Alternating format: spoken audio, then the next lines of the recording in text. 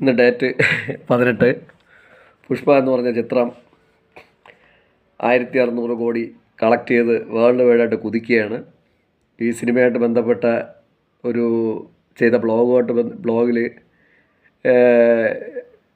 ഞാൻ പറഞ്ഞത് തീരെ ഇഷ്ടപ്പെടാതെ ആണോ എന്തോ ഒരു ഒരു ഒരു മെസ്സേജായിട്ട് ബന്ധപ്പെട്ട എപ്പിസോഡാണ് തുടരുന്നത്. എൻ്റെ അടുത്ത എപ്പിസോഡിലേക്ക് എൻ്റെ പ്രേക്ഷകർക്ക് സ്വാഗതം. ഞാൻ ആദ്യത്തെ മൊത്തം 3 എപ്പിസോഡായി, 4ാമത്തെ എപ്പിസോഡാണ്. ആദ്യത്തെ എപ്പിസോഡിൽ story, screenplay, dialogue, direction Sukumar, അതിൽ വരുന്ന തൊഴിൽ കാര്യങ്ങളും മറ്റും എത്ര പേര് ലക്ഷപ്രഭുക്കളാവുന്നു എന്നൊക്കെ ഞാൻ പറഞ്ഞു. അടുത്ത് വന്ന എപ്പിസോഡ് ക്യാമറ കൈകാര്യം ചെയ്യണതാണ്. കാരണം ഇതൊക്കെ 2 മിനിറ്റ് കൊണ്ട് പറഞ്ഞു പോകാൻ പറ്റുന്ന കാര്യമല്ല. അതുകൊണ്ടാണ് ഓരോന്നും 10, 15, 20 മിനിറ്റ് ആവണത്. കേൾക്കുന്ന കാലത്ത് കേൾക്കണവർ കേട്ടാൽ മതി. ക്യാമറ വഴി എത്ര പേർക്ക് തൊഴിൽ വരുമെന്ന് പറഞ്ഞു. ഇപ്പോൾ തന്നെ പ്രത്യക്ഷമായിട്ട് പരോക്ഷമായിട്ടും ഏകദേശം 200-250 പേർക്ക് തൊഴിലായെന്ന് പറഞ്ഞാൽ മാത്രമല്ല, അതിലൊരു 70% പേരും ലക്ഷപ്രഭുക്കളായി മാറി ഇതുപോലെയുള്ള വലിയ കാര്യങ്ങൾ ചെയ്യുമ്പോൾ. അപ്പോൾ അതങ്ങനെ നിൽക്കുക. നിങ്ങൾക്ക് പ്രേക്ഷകർക്ക് മനസ്സിലായി. അതിൻ്റെ തുടർന്നുള്ള എപ്പിസോഡാണിത്. ഇനി നമുക്ക് ഒരിക്കൽ കൂടെ ഞാൻ പറയുകയാണ്. ഇന്ന് ഡേറ്റ് 18, ഡിസംബർ 18. എല്ലാവർക്കും ഹാപ്പി ക്രിസ്മസ്. 2025 എല്ലാ പ്രതിസന്ധികളിൽ നിന്നും നിങ്ങളെ തരണം ചെയ്ത് വളരെ ശക്തമായി മുന്നോട്ട് കൊണ്ടുപോകാൻ 2025 വരുന്നുണ്ട്. Happy new year. മുന്നോട്ട് പോട്ടെ. ഇനി അടുത്ത് ഇതിലെ സബ്ജക്റ്റ് എന്ന് പറയുന്നത് 3ാമത്തെ അടുത്ത് തൊഴിൽ വരണം. 10 തൊഴിൽ വരണം മാത്രമല്ല, അതിൽ ലക്ഷപ്രഭുക്കൾ എത്രയുണ്ടാവുന്നു, കോടീശ്വരന്മാർ എത്രയുണ്ടാവുന്നു, എത്ര കുടുംബങ്ങൾ മിനിമം വരുമാനത്തിൽ കൂടി മോശമില്ലാതെ ജീവിക്കണം. ഇനി ഇതാണ് മ്യൂസിക്. ഇതിൽ മ്യൂസിക് ചെയ്തിരിക്കുന്നത് Devi C Prasad. Background scoring Sam GS. എൻ്റെ പ്രിയ പ്രേക്ഷകരെ, മ്യൂസിക് നിങ്ങൾ നാട്ടിലൊക്കെ നിങ്ങൾ കാണും. ചെറിയ ചെറിയ പാട്ടുകാർ, ചെറിയ ചെറിയ മ്യൂസിക് ചെയ്യുന്ന ഒരു മ്യൂസീഷ്യന്മാർ ഒക്കെ. ഇവരൊക്കെ തന്നെ വലിയ മോഹത്തോടെ തന്നെയാണ് മ്യൂസിക് ചെയ്യുന്നത്. ഈ മ്യൂസിക് അത് ഞാൻ സൂചിപ്പിച്ചതെന്ന് പറഞ്ഞാൽ, നിങ്ങൾ ചിലർ അവരെയൊക്കെ പുച്ഛത്തോടെ കാണുന്നവരുണ്ടാവാം.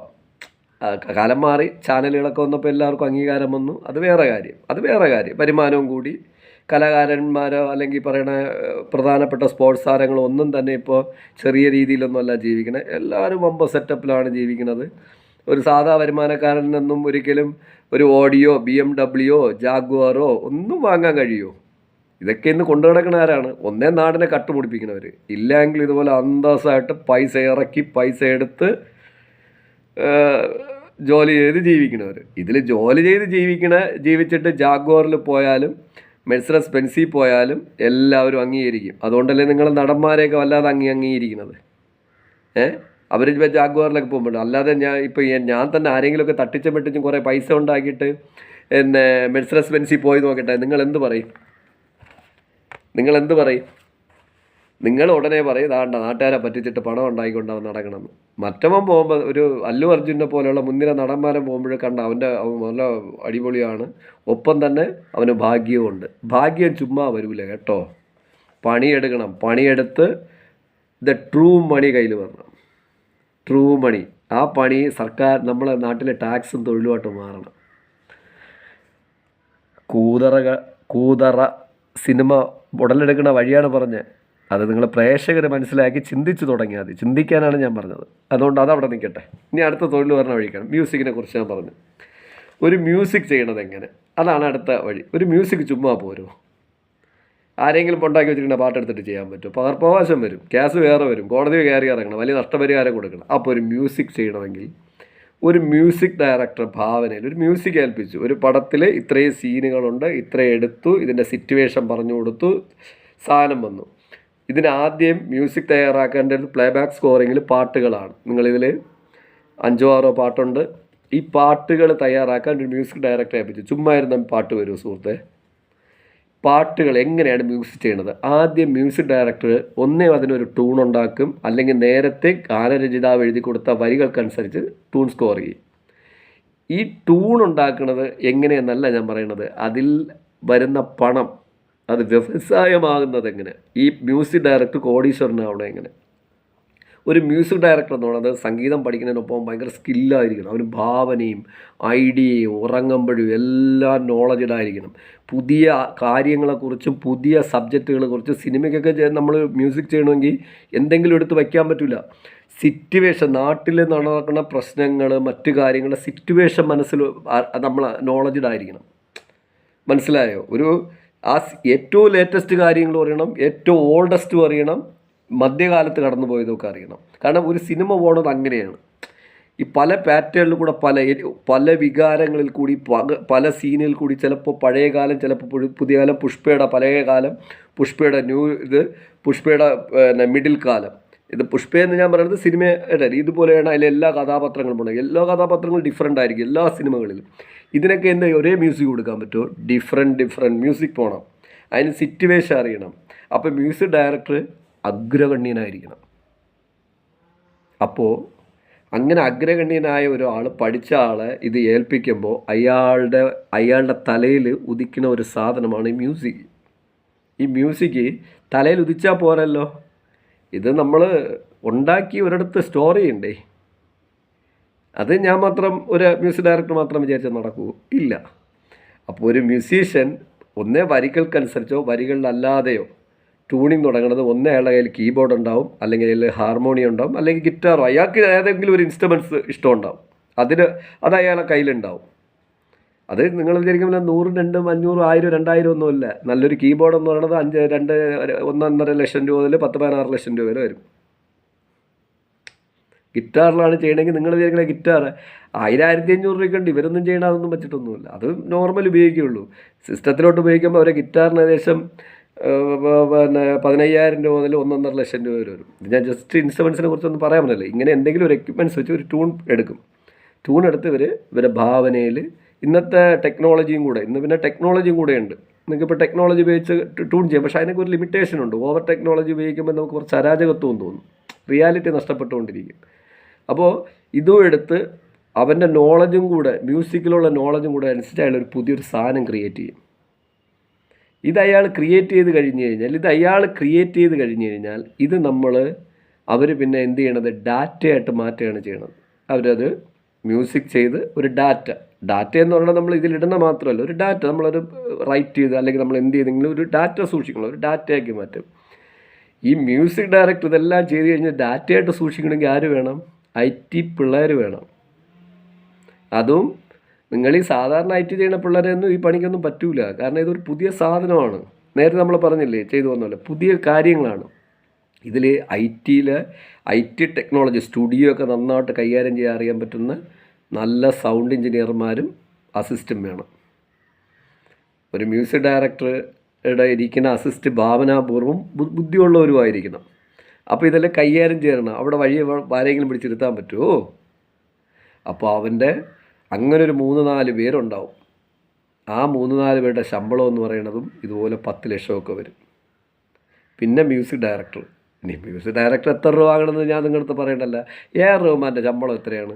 ഒരു പാട്ടിന് 2 കോടി വരെ വാങ്ങിയാണ് അയാൾ, അല്ലേ? അല്ലെങ്കിൽ പറ, ഒരു പടത്തിൽ 5 പാട്ട് ചെയ്യണമെങ്കിൽ 10 കോടി രൂപ AR റഹ്മാൻ്റെ അക്കൗണ്ടിൽ പോകണം. ഇനി നമ്മൾ ഇവിടെ ഭയങ്കര ഹിറ്റായി നിൽക്കുന്ന നമ്മളൊരു ചെക്കനുണ്ടേ, ഭയങ്കര ഹിറ്റാണ് പുള്ളി. ഏത് സാധനം എടുത്തുകൊണ്ട് വന്നിട്ട് അലയ്ക്ക് നമ്മളെ ത്രില്ലടിപ്പിച്ചോളാം തിയേറ്ററിൽ. എവിടെ നിന്ന് എടുക്കുന്നു എന്നുള്ളതല്ലല്ലോ, ഉപയോഗിക്കുന്നത് നിങ്ങൾ എന്തുണ്ടെന്നല്ലേ, സാഹചര്യത്തിനനുസരിച്ച് ഉപയോഗിക്കുന്നതിലാണ് കാര്യം. അനിരുദ്ധ് പുള്ളി ഇപ്പോൾ 30 കോടി രൂപയ്ക്കാണ് ചോദിച്ചിരിക്കുന്നത് ഒരു പടത്തിന്. പ്രത്യേക ഷോട്ടല്ല, ഇൻസൈഡ് റിപ്പോർട്ടാണ്. പോട്ട് നമുക്ക് 10 കോടി ഇടാം. AR റഹ്മാനെക്കാൾ കാശ് ചോദിച്ചിരിക്കുകയാണ് അനിരുദ്ധ്. നമ്മളെ ഹിന്ദി പടമൊക്കെ ഇപ്പോൾ കത്തിച്ചു കൊടുത്തില്ലേ, ഒരു 1200 കോടി 1300 കോടി രൂപ ഔട്ടായി നിന്ന ഒരു നടനെ ഇപ്പോൾ കയറി തെളിഞ്ഞ് വന്നില്ലേ. സൗത്ത് ഇന്ത്യക്കാരെ ആണ് കൂടുതലും അതിൽ വർക്ക് ചെയ്തിരിക്കുന്നത്. അറ്റ്ലി, അനിരുദ്ധ് ബൊമ്പ ബ്ലാസ്റ്റിൽ കയറിയില്ലേ. മ്യൂസിക് ഡയറക്ടറുടെ എമൗണ്ട് മനസ്സിലായല്ലോ. ഒരാൾ കോടീശ്വരനായി വലിയ പ്രോജക്റ്റിൽ. അപ്പോൾ നമ്മളിവിടെ മ്യൂസിക് ചെയ്ത ദേവി സി പ്രാദ് കോടീശ്വരനായി. അയാൾ എന്തായാലും 50 ലക്ഷത്തിന് 1 കോടി രൂപയ്ക്കൊന്നും പുഷ്പയ്ക്ക് പാട്ട് ചെയ്ത് കൊടുത്തിട്ടുണ്ടാവില്ല. ഒരു പാട്ടിന് അയാൾ ശരാശരി 1 കോടി രൂപ ഈടാക്കിയിട്ടുണ്ടാവും.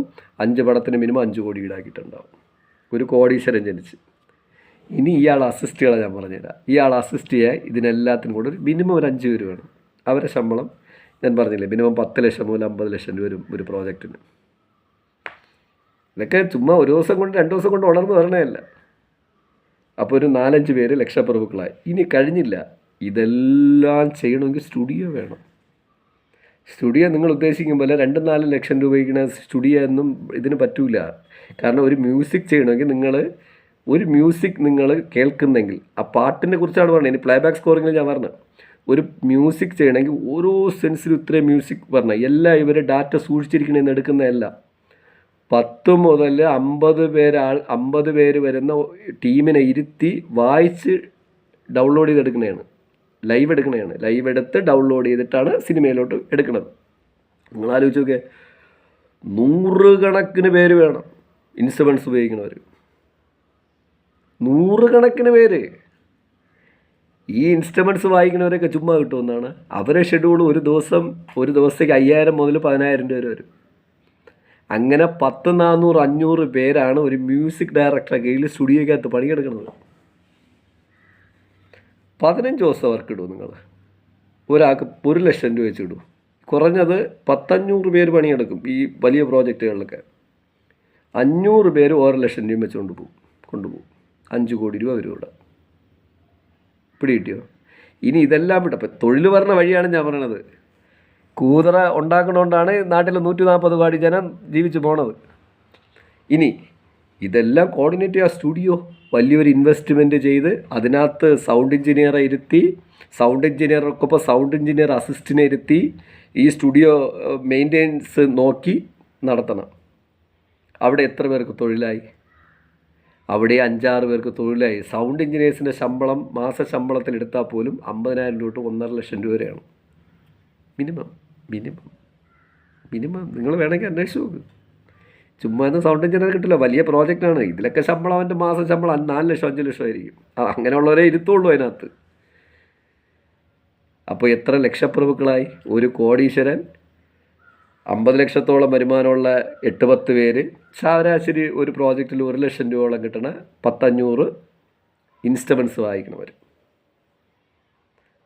എൻ്റെ പ്രേക്ഷകരെ നിങ്ങൾ ആലോചിച്ച് നോക്കൂ. മ്യൂസിക് എന്ന് പറയുന്ന സാധനം വരണ വരുമാനം, അതിൽ കൂടി കിട്ടുന്ന തൊഴിൽ, എത്ര പേർക്കാണ് തൊഴിൽ കൊടുത്ത് ലക്ഷപ്രഭുക്കളാക്കി ചിലരെ കോടീശ്വരന്മാരാക്കി മാറ്റണത്?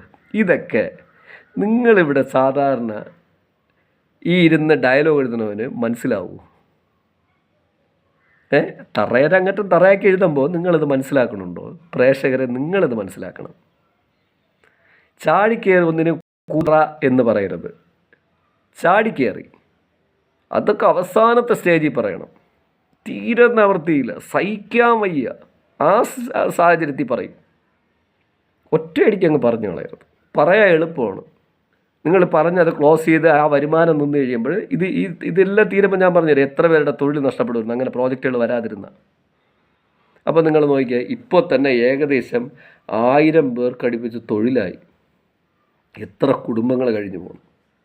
ഇനി ഈ പൈസ എല്ലാം മാർക്കറ്റിലിറങ്ങും പല രീതിയിൽ. അപ്പോൾ വലിയ പ്രോജക്റ്റുകൾ ചെയ്ത് വരണമെങ്കിൽ നിങ്ങളടുത്ത് ഞാൻ പറയുന്നു, നിങ്ങൾ വിമർശിക്കുന്നതിനൊപ്പം തന്നെ സൂക്ഷിച്ച് ചെയ്യും. എന്തിനേതിന് നിങ്ങൾ വിമർശിച്ചിട്ട് തോറ്റുപോയാ? പുഷ്പ സിനിമ തോറ്റുപോയാ? പുഷ്പ സിനിമ ഭാവനയോടെ മുൻകൂട്ടി കണ്ട് വേൾഡ് വൈഡാക്കി കണ്ട ആരെങ്കിലും ആ പണിയറ ശില്പികൾ തോറ്റുപോയാ? എടാ, തോറ്റുപോയത് നമ്മൾ മലയാളി മാത്രമുണ്ടാ? മലയാളി മാത്രം. ഒരു കാലത്ത് മലയാളി എന്തെങ്കിലും പറഞ്ഞാൽ അത് വലിയ നല്ലൊരു നിലയിൽ പുറലോകം കണ്ടിരുന്നു. ഇപ്പം അത് മാറി തുടങ്ങി. തോറ്റുപോയത് ഈ മലയാള സമൂഹമാണ് തോറ്റുപോയത്. കാരണം നിങ്ങൾ ഓവർ ഡീഗ്രേഡ് ചെയ്തു, അതാണ് പ്രശ്നം. അല്ല, പടം പറയാം, ശരി, എനിക്കിഷ്ടപ്പെട്ടില്ല, അതൊരു സുഖമില്ല, ഞങ്ങൾ വിചാരിച്ചെടുത്തെത്തിയില്ല, അതൊക്കെ ഓക്കെ. പകരം നിങ്ങൾ ഡീഗ്രേഡ് ചെയ്ത് ആ തിയേറ്ററിലോട്ട് വരേണ്ട കളക്ഷൻ, തിയേറ്ററിലോട്ടുള്ള വരുമാനം, ടോട്ടൽ സോഴ്സ് വിശ്വസിച്ച് അതിലൊരു പാട്ട് തന്നെ കേരളത്തിന് വേണ്ടി ചെയ്തിട്ടുണ്ട്. സീനിനകത്ത് 100 കണക്കിന് ആർട്ടിസ്റ്റുകളാണ് അതിനകത്ത് പണിയെടുത്തിട്ടുള്ളത്. ഞാൻ ബാക്കിലോട്ട് വരണുണ്ടതല്ല. അങ്ങനെ ഉള്ള ഒരു തൊഴിൽ നൽകുന്ന ഒരു പ്രസ്ഥാനത്തെ, ഒരു ഇതിനെ നിങ്ങളങ്ങ് തച്ച് തകർക്കയില്ലേടാ ബ്ലോഗേഴ്സ്. ഞാൻ എതിർക്കാനുണ്ടാവും, ഞാൻ എപ്പോഴും ഉണ്ടാവും, ഞാൻ വരും, ഞാൻ ഇനി നിരന്തരം വരും. കാരണം എനിക്ക് വരാനുള്ള വഴിയെല്ലാം നിങ്ങൾ ഒരുക്കിയതാണ്. ഞാൻ സ്ഥിരമായിട്ട് ബ്ലോഗ് കാണുകയും നിങ്ങളെയൊക്കെ ഇതുവരെ ശ്രദ്ധിച്ചിരിക്കുകയും പിന്നെ നിങ്ങൾ എന്നും എല്ലാവരെയും കൊല്ലുമ്പോൾ എത്ര ദിവസം ഞങ്ങളെപ്പോലുള്ളവർ നോക്കിക്കൊണ്ടിരിക്കണം? ഞാൻ ശബ്ദിക്കുന്നത് നിങ്ങളെപ്പോലുള്ള ബ്ലോഗേഴ്സിനെതിരെ തന്നെയാണ്. ഞാൻ ശബ്ദിക്കുന്നത് ഒരു റെസ്പോൺസും ഇല്ലാതെ ലക്ഷക്കണക്കിന് രൂപ വാങ്ങിയിട്ട് മറ്റുള്ളവരുടെ തൊഴിൽ നഷ്ടപ്പെടുത്തുന്നവരെ കുറിച്ചാണ്. തൊഴിലുകൾ നഷ്ടപ്പെടുത്താനുള്ളതല്ല, ഉണർത്തിക്കൊടുക്കാനുള്ളതാണ്. കാരണം എങ്കിലേ ടാക്സായിട്ട് അക്കൗണ്ടിലോട്ട് പൈസ വരൂ, ഗവൺമെൻറ് അത് നിങ്ങൾക്കായിട്ട് ശമ്പളമായിട്ട് തരൂ. ഇല്ലെങ്കിൽ സംഭവിക്കണമെന്ന് പറഞ്ഞാൽ കടമെടുത്ത് നമ്മളെ നാട് മുടിയും. ആളോഹരിയിൽ കടം എടുക്കും തോറും നമ്മുടെ GDP എല്ലാം താന്നിടിഞ്ഞ് വരും. ഡോളറിൻ്റെ പടത്ത് രൂപ തകർന്നുകൊണ്ടിരിക്കും. കടമെടുപ്പ് കൂടുമ്പോഴാണ് തകർന്നത്. അല്ലെങ്കിൽ കടമെടുത്തിറക്കി വീണ്ടും അത് പണമായി മാറണം. അങ്ങനെ തകരുമ്പോൾ നിങ്ങളെ വീട്ടിൽ ലക്ഷപ്രഭുക്കളും ഉണ്ടാവില്ല, കോടീശ്വരന്മാരും ഉണ്ടാവില്ല. എന്നും മുൻപ് കാലങ്ങളിൽ ഒരു നേരത്തെ ആഹാരത്തിന് വഴിയില്ലാതെ ഓച്ചാനിച്ച് നിൽക്കുന്ന ഒരു സമൂഹത്തിൻ്റെ പോലെ നിങ്ങളുടെ കുട്ടികൾ നടക്കേണ്ടി വരും. കുറേ ജമ്മിമാരെ മുമ്പ് അവൻ നിങ്ങളെ മുമ്പേ കാരണവരായിട്ടിരിക്കും. എടാ, മനസ്സിലാവണുണ്ടോ കൂതറ പറഞ്ഞ വഴി, കൂതറ പോണ പോക്ക്? കൂതറയെ തകർക്കാൻ പറ്റൂല, ഒരു കൂതറയും തകർക്കാൻ പറ്റൂല. നോളജ് ഉണ്ടടാ, നമ്മളെക്കാലം അന്തസ് നോളജ് ഉണ്ട്. തെലുങ്കന്, കന്നഡക്കാരന്, ഹിന്ദിക്കാരന്, കാശ്മീരിക്ക്, പശ്ചിമ ബംഗാളുകാരന്. അവരൊക്കെ നിങ്ങൾ പറയുമ്പോൾ എവിടെയെങ്കിലുമൊക്കെ റോഡിലൊക്കെ കിടന്ന് നിവൃത്തിയില്ലാതെ കിടന്നായിരിക്കും തിയേറ്ററിലൊക്കെ പല കാര്യങ്ങൾ കൊണ്ടിടുന്നത്. നോളജ് ഇടാണ്ട നമ്മളെ മലയാളി അല്ലടാ നോളജുള്ള. ഇന്ത്യയിൽ നിന്ന് പുറത്തുള്ളവന് നോളജ് ഉണ്ടടാ. നടക്കൂടാ, ടച്ച് തകർക്കരുത്, തകർക്കാൻ പറ്റൂല. കാരണം അധ്വാനിച്ച് 10,000 പേർക്ക് തൊഴിൽ കൊടുത്തുകൊണ്ട് വന്ന പ്രസ്ഥാനമാണ്. ഞാനിവിടെ story, screenplay, dialogue, direction, camera, music, അതിൻ്റെ ബാക്ക്ഗ്രൗണ്ട് സ്കോറിങ്, ഇത്രയും കാര്യങ്ങൾ പറഞ്ഞപ്പോൾ തന്നെ നിങ്ങൾക്ക് പ്രേക്ഷകർക്ക് മനസ്സിലായല്ലോ. 1000 പേർക്ക് തൊഴിലായി, കോടീശ്വരന്മാർ എത്ര ഉണ്ടായി, എത്ര ലക്ഷപ്രഭുക്കൾ ഉണ്ടാവുന്നു, എത്ര സാധാരണ കുടുംബങ്ങളിലോട്ട് ലക്ഷക്കണക്കിന് രൂപ ചെന്നിറങ്ങുന്നു. എൻ്റെ പ്രേക്ഷകരെ ഒരിക്കൽ കൂടി happy Christmas, happy new year. എന്തുകൊണ്ട് പറയണമെന്ന് പറഞ്ഞാൽ, നിങ്ങൾ ചിന്തിക്കുക, നമ്മുടെ വിദ്യാഭ്യാസം കൊണ്ടോ നമ്മളൊരു ജോലി വാങ്ങിയത് കൊണ്ടോ നമ്മൾ ആരും ഗ്രേഡ് ആവണില്ല. അത് സമൂഹം നമ്മൾക്ക് തെറ്റിദ്ധരിപ്പിച്ച് വെച്ചിരിക്കുന്നതാണ്. നിങ്ങൾ എന്ന് മറ്റൊരാൾക്ക് തൊഴിൽ കൊടുക്കണോ, നിങ്ങളെന്ന് പുതിയ കാര്യങ്ങൾ വീവോടെ കാണണം. ഒന്നുമില്ലെങ്കിൽ നിങ്ങൾ ഇതൊന്നും കൊടുത്തില്ലെങ്കിലും എതിർക്കാതിരുന്നാൽ, നിങ്ങളുടെ നാട്ടിൽ നടക്കുന്ന നല്ല കാര്യങ്ങളെ ഒരാൾ പിന്നെ നല്ല വീവോടെ ചിന്തിക്കുന്നവരെ, പിള്ളേരെ, പുതിയ പിള്ളേരിൽ ഒരുപാട് പേര് നല്ല ചിന്തിക്കുന്ന എക്സലൻറ്റ് പിള്ളേരുണ്ട്. പെൺപിള്ളേരൊക്കെ എന്ന് പറഞ്ഞാൽ അന്യായ ചിന്തയാണ് കേട്ടോ. അല്ല പയ്യന്മാർ വ്യത്യസ്ത, ആ പയ്യന്മാരെയൊക്കെ അടിമൂടി സ്കൂളിൽ അടിച്ചു മൂടും. അവൻ 100-ൽ 98 മാർക്ക് വാങ്ങിക്കാത്ത കാണാത്തതാണ് പ്രശ്നം. അവന് 100-ൽ 60-ഓ 65 മാർക്കൊക്കെ ഉണ്ടാവുള്ളൂ. അല്ലെങ്കിൽ ആ പെൺകുട്ടിക്ക് അത്രയേ ഉണ്ടാവുള്ളൂ. അവരെയൊന്നും ആരും അങ്ങനെ അംഗീകരിക്കില്ല. നിങ്ങൾ ആരെയും അംഗീകരിക്കില്ല. പക്ഷെ പിള്ളേരുടെ ചിന്ത അവിടെ ഉടയുകയാണ്. ആ കുട്ടികൾ ആ ചിന്ത മനസ്സിൽ സൂക്ഷിച്ച് വെച്ചിട്ട് പിന്നെ സാഹചര്യം വരുമ്പോൾ രാജ്യം വിടും. പുറത്തു പോയി പണിയെടുത്ത് അവൻ്റെ അവിടെ പൈസ കൊണ്ടിട്ട് കൊടുക്കും. ഹോളിവുഡിൽ ഇപ്പോൾ ജോലി ചെയ്യണതേ 60% ഏഷ്യക്കാരാണ്. മനസ്സിലായോ? യൂറോപ്യൻ യൂണിയനിൽ പണിയെടുക്കണതേ കൂട്ടി നോക്ക്. എന്നിട്ട് അവിടെ പോയി അവിടെ പോയി സിറ്റിസൺഷിപ്പ് സ്വീകരിച്ച് അവിടെ വർക്കും ചെയ്ത് പൈസയെല്ലാം ഇവിടെ കൊണ്ടുവന്ന് പല രീതിയിൽ ഇറക്കിയിട്ട് നമ്മളെ വലിച്ചുകൊണ്ട് അവൻ കൊണ്ടുപോകും. നമുക്കൊരു നിശ്ചിതം 15-20% കിട്ടും. മതി. എന്നിട്ട് ചെറിയ ടാക്സ്. ചിന്തിക്കുവായി, ചിന്തിച്ച് തുടങ്ങും പ്രേക്ഷകരെ. നിങ്ങൾ ചിന്തിക്ക്. നമ്മളെ നാട്ടിലോട്ട് വരണം, തിരിച്ചിറക്കണം. നമ്മളെ 140 ലക്ഷം 140 കോടി ജനമുണ്ട്. അവനെ നമ്മൾ റിച്ചാക്കി, എത്ര നിങ്ങൾ റിച്ചാക്കോ അത്രയും പണം മാർക്കറ്റിൽ ഇറങ്ങും. പുറത്തുനിന്ന് തന്നെ പണം വരണം. മൾട്ടിപ്ലൈ ചെയ്യണം. നിങ്ങൾ എന്തുണ്ടാക്കിയാലും ചിന്തിക്കണം, മൾട്ടിപ്ലൈ ചെയ്ത് ചിന്തിക്കണം. അതിന് നിങ്ങൾക്കുണ്ടാക്കാൻ കഴിഞ്ഞില്ലെങ്കിലും ഉണ്ടാക്കാതിരിക്കുന്നവനെ നിങ്ങൾ എതിർക്കരുത്. അവന് നിങ്ങൾ ചെറിയ പരാജയങ്ങളുണ്ടാവും, ചിലപ്പോൾ നിങ്ങൾക്ക് ഇഷ്ടപ്പെട്ടില്ലെന്നൊക്കെ വരും. ബട്ട് സപ്പോർട്ട് കൊടുക്കുക. കാരണം നിങ്ങൾ ചിന്തിച്ചാൽ മതി. നിങ്ങൾ ഒന്നും ചെയ്തില്ലെങ്കിലും സപ്പോർട്ട് കൊടുക്കുക. എടാ, ഇപ്പോൾ അത് പരാജയപ്പെട്ടു, അടുത്ത പ്രോജക്റ്റ് നിൻ്റെ വലുതാവും. എനിക്ക് ഈ പ്രോജക്റ്റ് ഇഷ്ടപ്പെട്ടില്ല, അടുത്ത പ്രോജക്റ്റ് നീ കലക്കണം കേട്ടോ, ഇത്തിരി കുറച്ചുകൂടെ മാറ്റാറുണ്ട്, അങ്ങനെ പറ. നിങ്ങൾ ബ്ലോഗ് ചെയ്യുമ്പോൾ പറയുക, അത് കുറച്ചൊന്ന് മാറ്റാറുണ്ട്, ഒന്ന് മാറ്റി നിങ്ങൾ ഒന്ന് സെറ്റാക്ക്. അടുത്ത പ്രോജക്റ്റ് ഇപ്പോൾ 500 കോടി ഇറക്കിയെങ്കിൽ 1000 കോടി ഇറക്ക്. എന്നിട്ട് അത് അടുത്തതിലൊരു വേറെ റേഞ്ചിൽ വരണം കേട്ടോ. അല്ലെങ്കിൽ നിങ്ങൾ അങ്ങനെ പറയും. നിങ്ങൾ ചിന്തിച്ചാൽ അത് പറയും. നിങ്ങൾ എതിർത്തില്ലെങ്കിലും നിങ്ങൾ അങ്ങനെ ഒരു ഇഷ്ടപ്പെട്ടില്ലെന്ന് പറയുന്നതിനൊപ്പം ഒരു സപ്പോർട്ട് കൊടുക്കുക. അതാണ് ഞാൻ നിങ്ങളുടെ അടുത്ത് പറയണത്. അല്ലാതെ എന്തിനും ഏതിനും ഏറ്റവും തരംതാണ വാക്ക് കൂതറ അല്ല ബായ്. 1600 2 ദിവസത്തിനകത്ത് 2000 കോടി 3000 കോടിയെങ്കിലും കളക്ട് ചെയ്യണമെന്ന് ഞാൻ ആഗ്രഹിക്കുന്നു. പക്ഷേ സിനിമ 5000 കോടിയിൽ എത്തേണ്ടതാണ്. ഇന്ത്യൻ സിനിമ എത്തണം. ഇന്ത്യൻ സിനിമ നിങ്ങൾ ആലോചിച്ച് നോക്കൂ, മറ്റ് ഹോളിവുഡ് സിനിമകൾ കളക്ട് ചെയ്യണ പൈസ 30,000 കോടി 25,000 കോടിയൊക്കെയാണ്. അതിനൊപ്പം കിടപിടിക്കുന്ന രീതിയിൽ എത്രയും വേഗം എത്തട്ടെ, എത്രയും വേഗം എത്തിക്കണം. ഈ എപ്പിസോഡ് 21 മിനിറ്റായി. അതുകൊണ്ട് തന്നെ ഇനിയും ബാക്കി പറയാൻ ഇഷ്ടം പോലെയുണ്ട്. എൻ്റെ ഈ എപ്പിസോഡ് നിന്ന് ഞാൻ പുറത്തേക്ക് പോവുകയാണ്. അതിനുശേഷം അടുത്ത എപ്പിസോഡ് ഉടനെ ഉണ്ടാകും. പുറത്തേക്ക് പോകുന്നു. Signing off. നൊബക്സോളോ.